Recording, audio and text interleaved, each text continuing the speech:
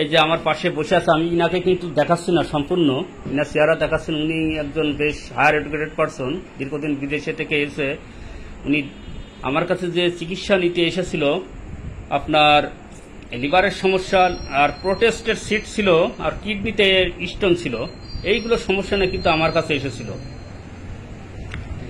আমি উনাকে প্রায় দীর্ঘ 2 মাস চিকিৎসা করে সাইকো হাজার অর্থাৎ কিং অফ সাইকোসিস 1000 দিয়েছিলাম। তারপর 1 মাস পরে দিয়েছিলাম কিং অফ সাইকোসিস 10M।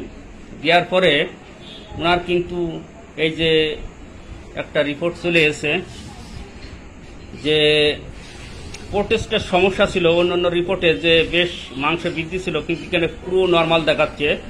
আর ওনার যে ইউরিনি ব্লাডার সেটা নর্মাল দেখাচ্ছে, কিডনিতে স্টোন ছিল সেটা কিন্তু নাই।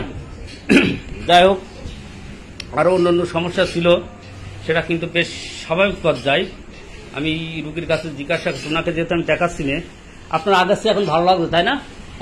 এখন ভালো লাগছে, এখন খুব ভালো আছে। আমি রিপোর্টটা কিন্তু দেখলাম, কিডনিতে যে পাথর ছিল সেই স্টোন কিন্তু নাই। তারপর প্রোটেস্টের গ্রন্থির যে সমস্যা ছিল বিবৃতি, সেটাও কিন্তু নাই। আর প্রেশারের যে প্রেশার কি আপ ডাউন করছে এখন? প্রেশার আছে, প্রেশারটা কিন্তু সরাসরি যাচ্ছে না। হ্যাঁ, ক্রিয়েটিনের মাত্রা আপ ডাউন করছে, ওটা কিন্তু যাচ্ছে না। হ্যাঁ, আগে যে আপনার ঘুম হচ্ছিল না, এখন কি ঘুম হচ্ছে আপনার?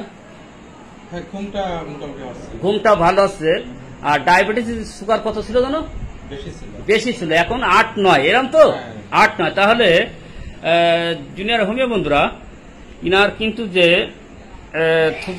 কিং অফ সাইকোসিস 1000 এবং 10M ব্যবহার করার পরে ওনার কিন্তু যে প্রোটেস্টের সমস্যা চলে গেল, কিডনি যে স্টোন ওটাও কিন্তু চলে গেছে। আমি রিপোর্টটা ইতিপূর্বে দেখাইছি।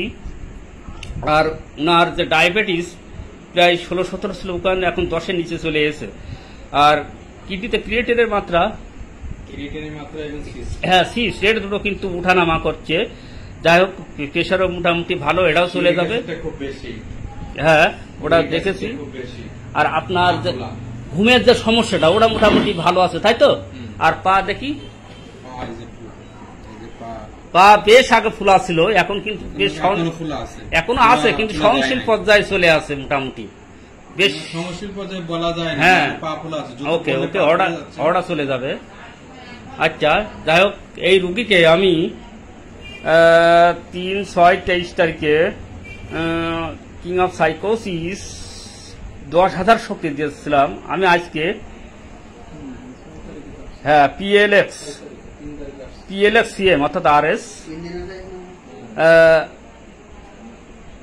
22/6/23 প্রদান করলাম। যাক, দেখা যাক, রুগী আমার পর্যবেক্ষণ আছে, অন্যান্য সমস্যা চলে যাবে।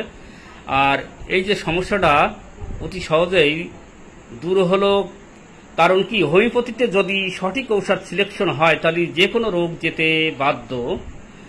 এটাই আমরা দেখালাম। এটা অবশ্যই হোমিওপ্যাথির জয়। আমরা জানি যে যার যতগুলো টুকটাক সমস্যা আছে সেটা চলে যাবে ইনশাল্লাহ। ধন্যবাদ।